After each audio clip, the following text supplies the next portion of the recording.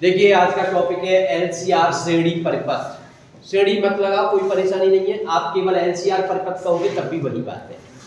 श्रेणी का मतलब है यहाँ पर एल सी और आर ये आपस में श्रेणी क्रम में जुड़े हुए हैं, क्या ना, सीरीज सर्किट की बात कर रहे हैं, तो ये श्रेणी क्रम में जुड़े हुए हैं।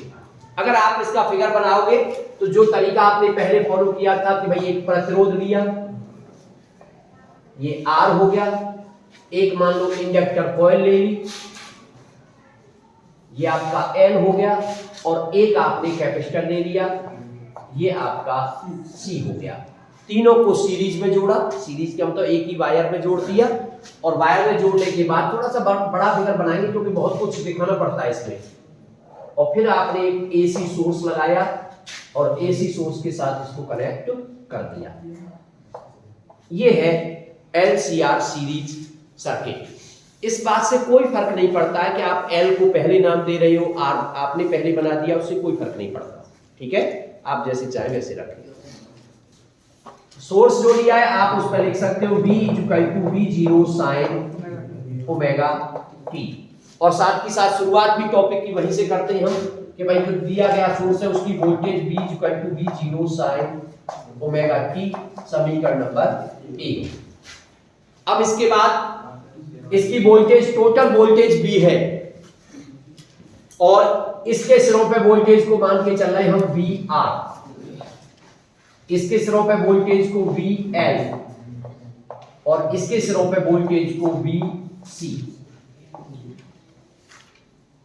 लेकिन अब क्वेश्चन को सॉल्व करने में वही तीन कॉन्सेप्ट तुम्हें काम देंगे जो आपने पहले तीनों परिपथों में पढ़े थे।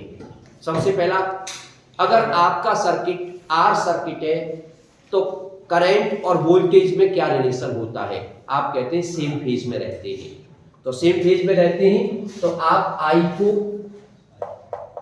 और वी आर को एक ही डायरेक्शन में दिखा करके यहां रिप्रेजेंट कर सकते हो। दूसरा, एल के लिए क्या पढ़ा था आपने कि भाई जो वोल्टेज होती है वो करंट से π/2 से आगे होती है। तो अब एल के सिरों पे जो वोल्टेज है, करंट तो आप फिर ऐसी रखनी पड़ेगी, ये तो करंट हो गई आई, और अब वीएल को आप इस पे π/2 से आगे दिखाओगे, यानी ये π/2 हो गया। इस तरीके से आपने आई से वीएल को आगे दिखा दिया। तीसरा, आपने सी परिपथ पढ़ा था, सी में क्या था, यहां पर जो वोल्टेज था वो करंट से पीछे था, तो करंट तो जैसे पहले लिए तो करंट उसी तरीके से रखनी पड़ेगी, तो ये आई हो गई, और अब की बार ये जो वोल्टेज है इसको नीचे की तरफ दिखाओगे VC, और ये π/2 से पीछे हो गया। अगर आप इतना काम सही तरीके से कर लेते हो तो ये मान के चलिए कि आपने डेरिवेशन का 60% काम कंप्लीट कर दिया, क्योंकि अब जो बचा है वो कुछ ऐसा है नहीं, थोड़ा सा मैथमेटिक्स लगाते हुए पाइथागोरस थ्योरम और बस सॉल्व करना बाकी रह जाता है। मेन काम है ये, अगर ये काम आपने सही तरीके से दिखा दिया फिर कोई प्रॉब्लम नहीं है।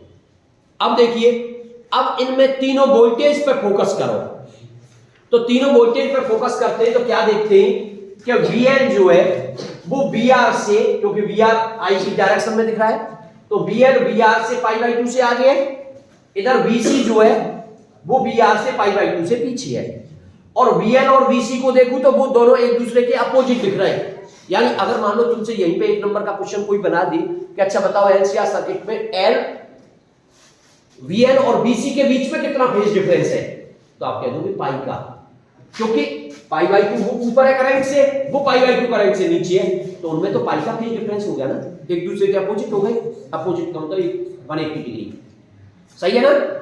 चलिए खैर, तीनों को कंबाइन करते हुए एक फेजर वाला फिगर बना देते हैं।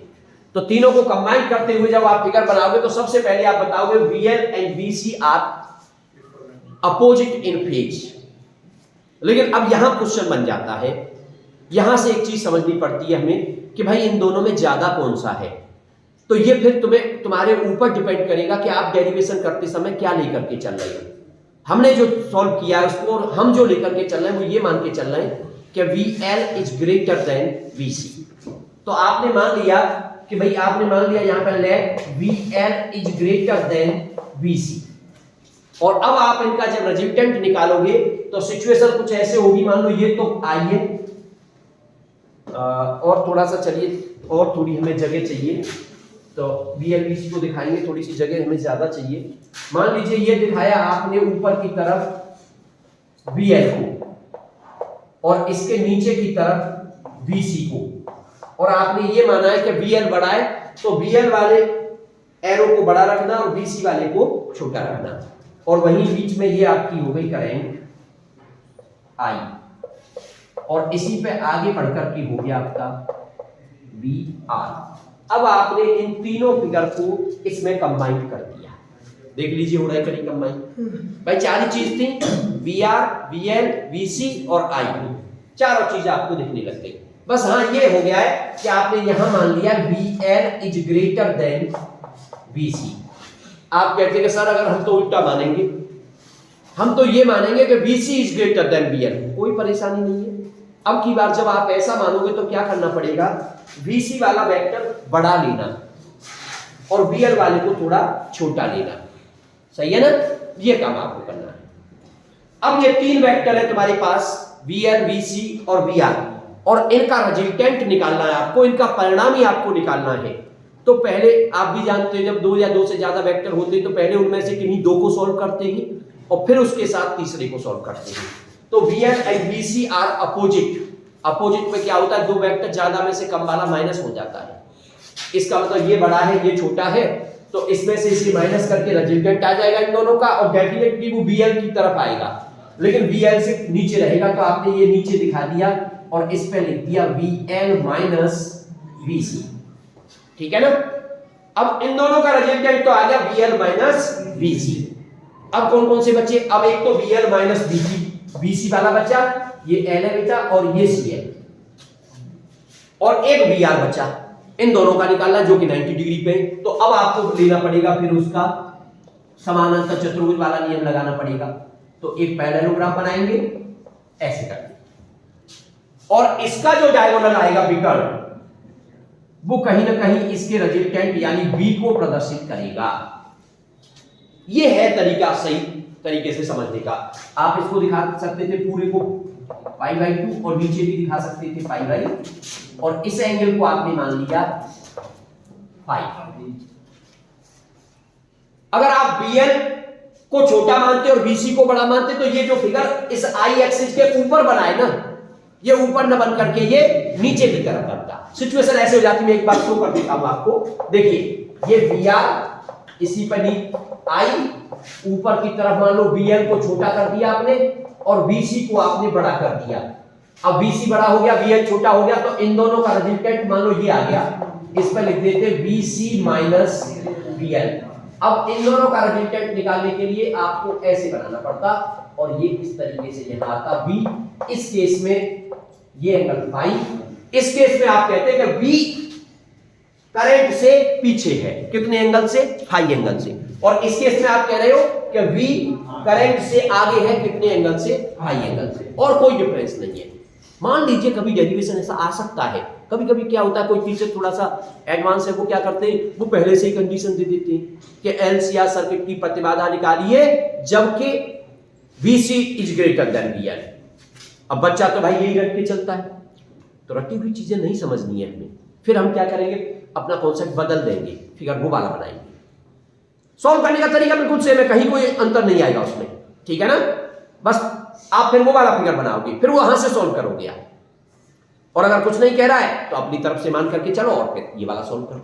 क्लियर, कोई दिक्कत तो नहीं। अब क्या रह जाता है भाई हमारे पास, पहले तो तीनों की वैल्यू लिख लूं। तो तीनों की वैल्यू लिखने का मतलब आप पहले VR लिखोगे, VR होता है IR, फिर VL लिखोगे वो होता है IXL, फिर VC लिखोगे वो होता है IXC। रखने की जरूरत नहीं है, बस ये देखो अपोज ऑफ करंट क्या है भाई। ओम्स लॉ कहता है V इक्वल टू IR, लेकिन R का मतलब अपोज ऑफ करंट, अवरोध। अब अवरोध जो भी है बस उसको लगा दिया, तो कंबाइंड रूप में आप चाहें तो इसको इक्वेशन सेकंड का नाम दे सकते हो। और अब फिगर से पाइथागोरस थ्योरम लगा करके परिणामी जो हमारा है विद्युत भागफल उसके लिए निकाल देंगे। तो परिणामी इस वाले में पाइथागोरस थ्योरम निकालोगे तो ये तो VR है, ये वाला हो जाएगा VL माइनस VC, और ये आपका V। तो पाइथागोरस थ्योरम लगाओगे तो ये हो जाएगा V square is equal to VR square plus VL minus VC का होल स्क्वायर। भाई टारगेट हमारा क्या है? करंट निकालने का। और वास्तव में इस क्वेश्चन में पूछा क्या जाता है, पूछी केवल दो चीज जाती है, परिपथ की प्रतिबाधा के लिए सूत्र की स्थापना करिए, इंपीडेंस के लिए, और कालांतर बताइए उसका, ठीक है ना। लेकिन टारगेट हमारा करंट निकालने का रहता है, वो अपने आप निकल के आ जाती है प्रतिबाधा। तो करंट निकालेंगे, चलिए फिर आगे वैल्यू लगाते हैं। तो V square is equal to VR IR, तो I square R square plus VL IXL minus IXC का होल स्क्वायर। इसमें से I कॉमन आ रहा है, लेकिन आप अच्छी तरीके से जानते हो अगर किसी ब्रैकेट से हम कोई चीज कॉमन लेते हैं और ब्रैकेट के ऊपर स्क्वायर चढ़ा है या कोई और पावर चढ़ी है तो वो पावर भी साथ में कॉमन आती है। इसका मतलब यहाँ I स्क्वायर R स्क्वायर हो गया, प्लस का इसमें से I स्क्वायर कॉमन आ गया, ब्रैकेट में बचा XL माइनस XC का होल स्क्वायर, और इधर ये V स्क्वायर है। V square is equal to I square, अब पूरे में से कॉमन ले लो, R square plus XL minus XC का होल स्क्वायर। टारगेट I निकालने का होता है, तो I square is equal to क्या हो जाएगा, I square is equal to V square upon R square plus XL minus XC का होल स्क्वायर, ये ले XL माइनस XC का होल स्क्वायर। और करंट निकालोगे I, तो ये तो हमने आपको बता ही दिया, इसको थोड़ा हटा देते हैं यहां से। करंट अगर आप I निकालेंगे तो I इक्वल टू हो जाएगा V अपॉन रूट के अंदर R स्क्वायर और प्लस ब्रैकेट में XL माइनस XC का होल स्क्वायर। ये आपका करंट का फॉर्मूला निकल करके आ गया। अब थोड़ा सा और समझना है, हालांकि यहीं से ही समझ सकते हो आप, चाहो तो XL और XC की वैल्यू लगा दो, ठीक है ना भाई। XL और XC की वैल्यू, XL होता है ओमेगा L और XC होता है 1 ओमेगा C, उसकी वैल्यू लगा करके शो कर सकते हो। अदरवाइज यहीं से लिख दो, बाद में लगा देंगे उसको। तो हमेशा हम क्या पढ़ते हैं, current is equal to voltage upon होता है धारा के मार्ग में अवरोध। तो यहां हम कह सकते हैं कि भाई ये जो नीचे वाली चीज आ रही है ना, ये धारा के मार्ग में अवरोध है, और इस परिपथ में उस अवरोध को कहते हैं प्रतिबाधा। इसका मतलब यहां से साफ कह सकते हो प्रतिबाधा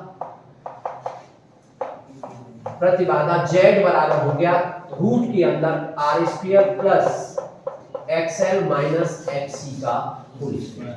ये प्रतिबाधा के लिए फॉर्मूला आ गया, लेकिन इसको थोड़ा सा और मॉडिफाई करके लिखना पड़ेगा आपको। आप लिखोगे बाद XL is equal to omega L and XC is equal to 1 upon omega C। तब Z क्या हो जाएगा, तब Z बराबर रूट के अंदर R square plus omega L minus 1 upon omega C का होल स्क्वायर। तो यहां तक आपको करना पड़ेगा, ये प्रतिबाधा के लिए सूत्र निकल करके आ गया। और ज्यादातर प्रतिबाधा पूछता है, और बड़ा सिंपल है, कहीं कोई ऐसी चीज नहीं है।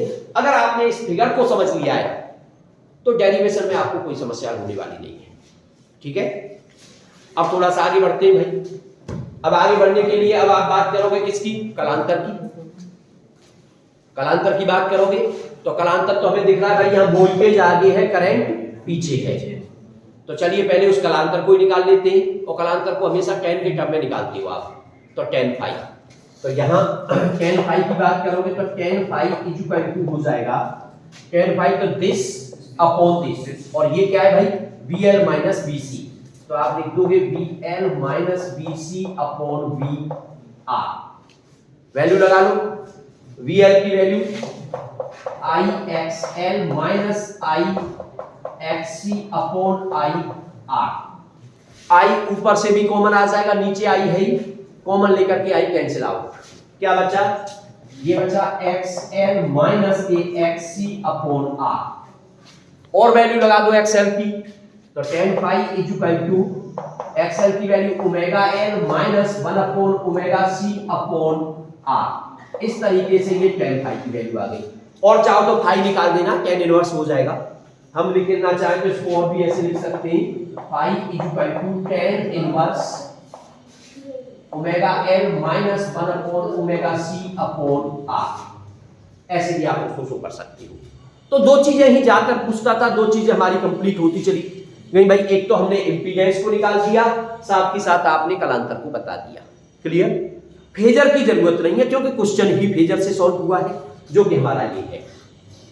अब एक करंट वाला जो इक्वेशन लिखते थे उसको भी लिख के दिखाना होता है। फाई तो हमने दिखा दिया, वोल्टेज हमारा है V equal to V0 sin omega t। अब करंट का भी ऐसा इक्वेशन लिख देते हैं। करंट का इक्वेशन लिखोगे तो देखना पड़ेगा कि करंट आगे है कि पीछे है। तो करंट हमारा वोल्टेज से पीछे है, कितने एंगल से? फाई एंगल से। इसलिए करंट का अगर इक्वेशन लिखोगे तो अब की बार वो लिख जाएगा I equal to I0 sin omega t minus phi, ये करंट का। और जहां फाई की वैल्यू आपने बता दी है कि भाई फाई ये है, tan फाई के टर्म में, ठीक है ना? तो ये काम आपका कंप्लीट। और अक्सर इतना ही पूछा जाता है अक्सर, हालांकि इसमें कुछ कंडीशंस हैं, वो कंडीशन अपने आप में इंपॉर्टेंट हो जाती है। कभी कभी तो न्यूमेरिकल में उसमें से जो एक ट्रिक है ना लास्ट वाली, वो न्यूमेरिकल में इतनी हेल्प करती है आपकी, आप अदरवाइज तो लगे रहोगे न्यूमेरिकल सॉल्व करने को, कर ही नहीं पाओगे। और खुद अगर माइंड में है आपके में तो दो चार सेकंड के अंदर आपका क्वेश्चन सॉल्व हो जाएगा। वो मैं आपको बता करके चलूंगा। तो वो कंडीशंस क्या है? वो कंडीशंस यहीं से बनती है, क्योंकि भाई आपने ये मान लिया VL is greater than VC, लेकिन कंडीशन तो तीन हो सकती है ना। VL is greater than VC हो सकता है, VL इक्वल टू VC हो सकता है, और VL is less than VC हो सकता है। तो तीन चीजें पॉसिबिलिटी है ना। तो अब अगर वो तीन चीजें पॉसिबिलिटी है, उन्हीं को हम कंडीशन कह रहे हैं कि अगर ऐसा होगा तो क्या करोगे आप, ठीक है ना? तो तीनों चीजों के बारे में थोड़ा सा देख लेते हैं।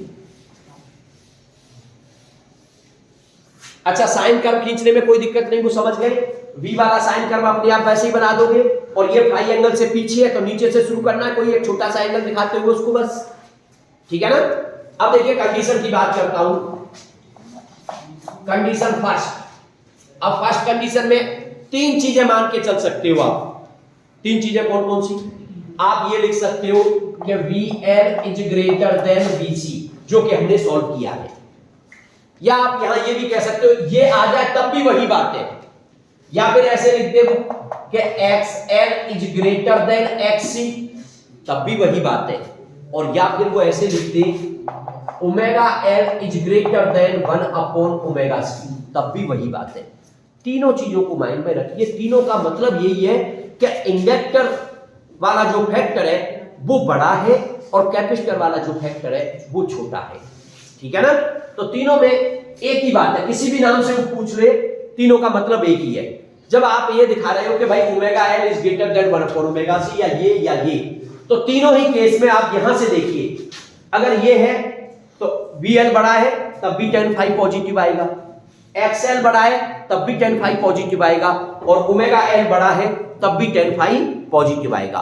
तो इन तीनों ही केस में आप क्या लिखोगे? इन केसों में phi is equal to positive. Positive का मतलब धनात्मक, पॉजिटिव का मतलब धनात्मक, यानी यहां फाई जो आएगा वो आपका पॉजिटिव आएगा।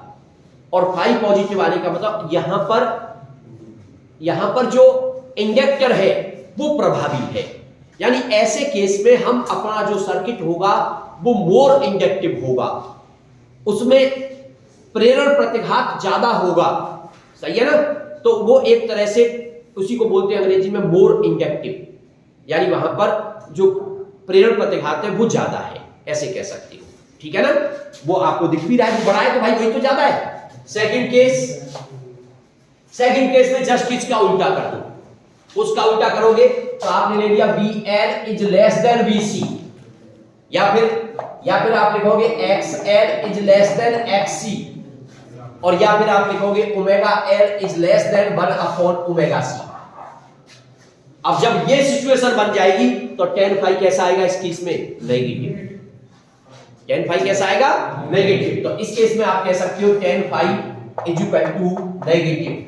और tan फाई नेगेटिव आने का मतलब ही ये है कि अब जो धारिता वाली चीज है वो ज्यादा है, और इंडक्टर वाली जो चीज है, प्रेरण प्रतिघात वाला जो फैक्टर है वो हमारा कम है। यानी अब आप उसको कहोगे मोर कैपेसिटिव।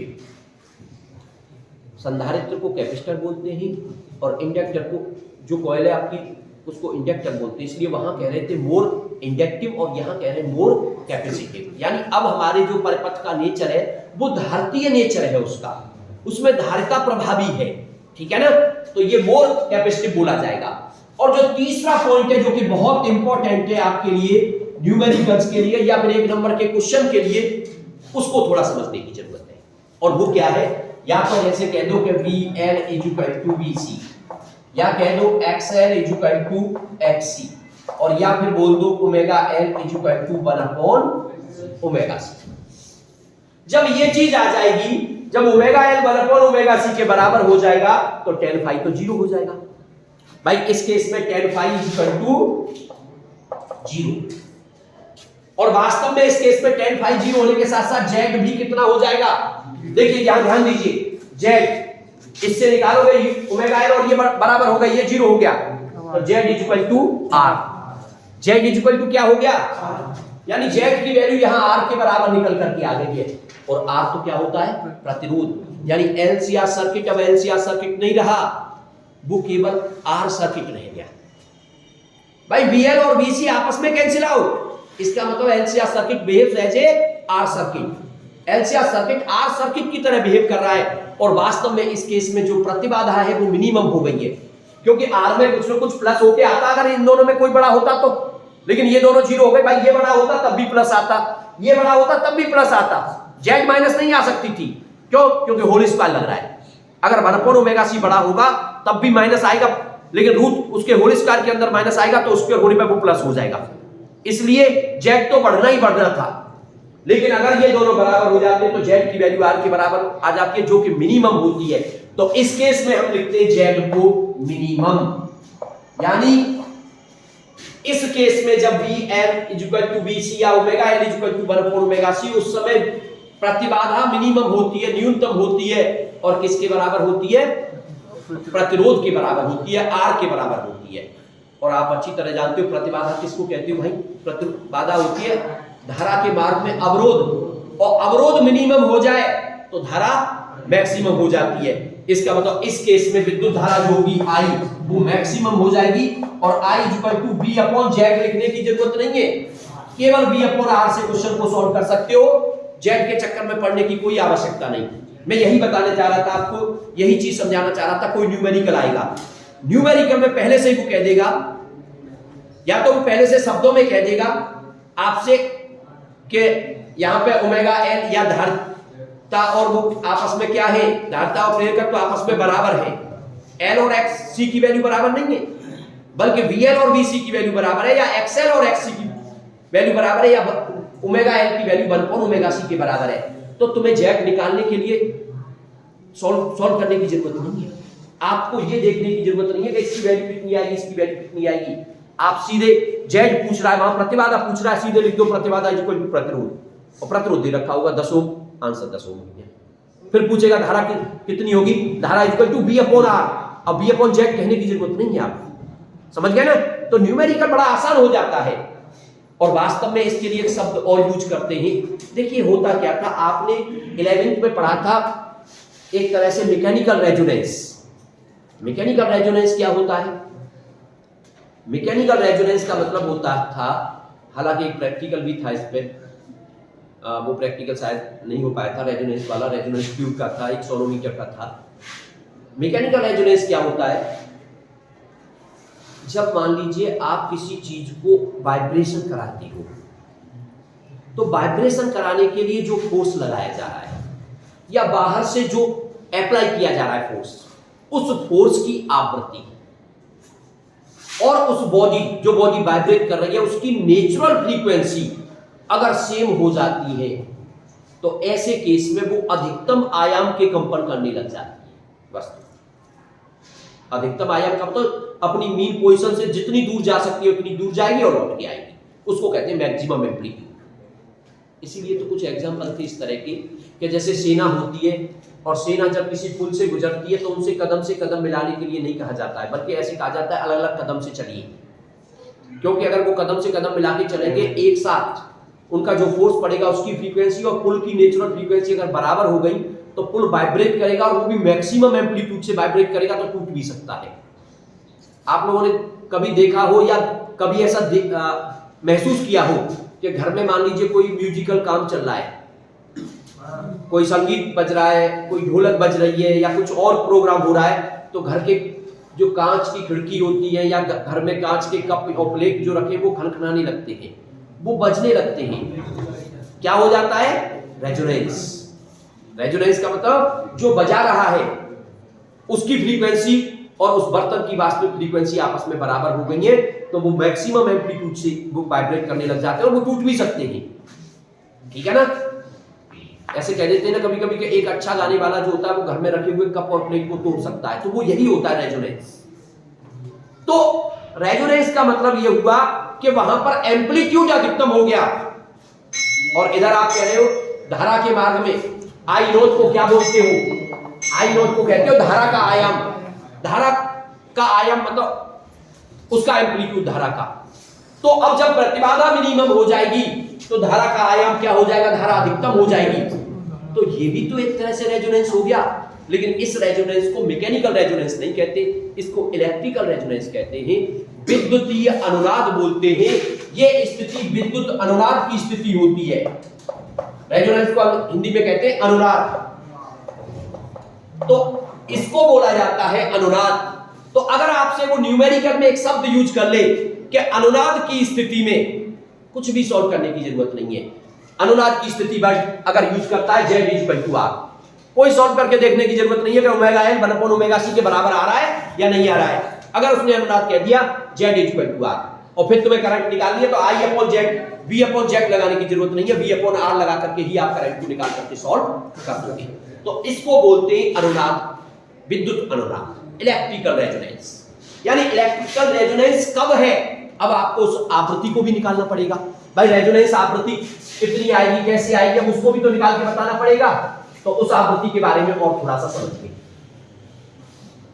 मान लीजिए ये है कब, तो अनुनादी आवृत्ति आप निकालना चाहते हो, उस फ्रीक्वेंसी को निकालना चाहते हो, तो कंडीशन तो यही है ना बस हमारे पास, ओमेगा L इक्वल टू 1/ओमेगा C।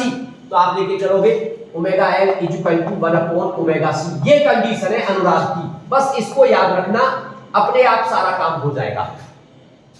अनुनाद की स्थिति ये है इलेक्ट्रिकल रेजोनेंस की स्थिति, और आपको आवृत्ति निकालनी है। तो आवृत्ति निकालोगे तो ओमेगा L इक्वल टू 1/ओमेगा C, इस ओमेगा को इधर ले आओ तो omega square equal to 1/LC और ओमेगा इक्वल टू 1/√LC। कभी-कभी तो इससे ही आंसर आ जाता है, लेकिन मैंने पहले भी बताई थी आपको एक बात, इस चैप्टर के अंदर एक बड़ी समस्या ये आएगी आपको कि ये डिसाइड नहीं कर पाते कि ये फ्रीक्वेंसी है कि एंगुलर फ्रीक्वेंसी है। ये जो कोणीय वेग होता है ना, इसको एंगुलर फ्रीक्वेंसी बोलते हैं। यहाँ पे आप मात्रक से पहचानोगे।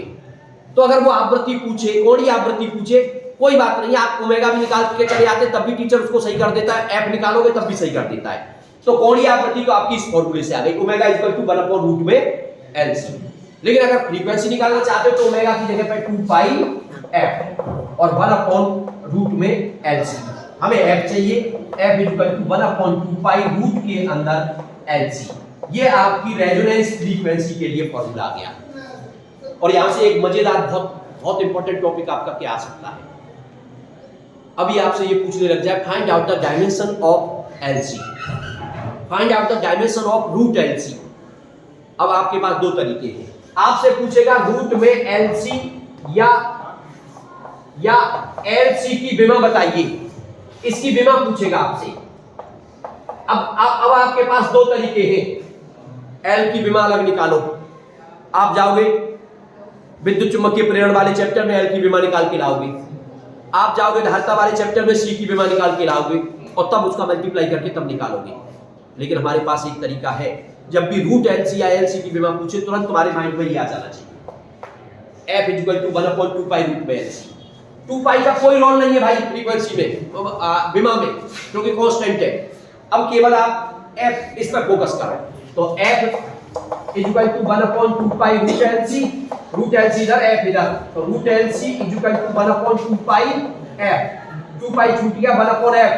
1/ फ्रीक्वेंसी क्या होता है, टाइम पीरियड, ये आ गया 7 का t, यानी इसकी विमा आ गई √LC की t, और LC की पूछे तो t स्क्वायर कर देना। तो बड़ा इंपॉर्टेंट पॉइंट यहां से निकल करके आता है, आपका टाइम भी वेस्ट नहीं हुआ और आपने उसको आसानी से कर दिया।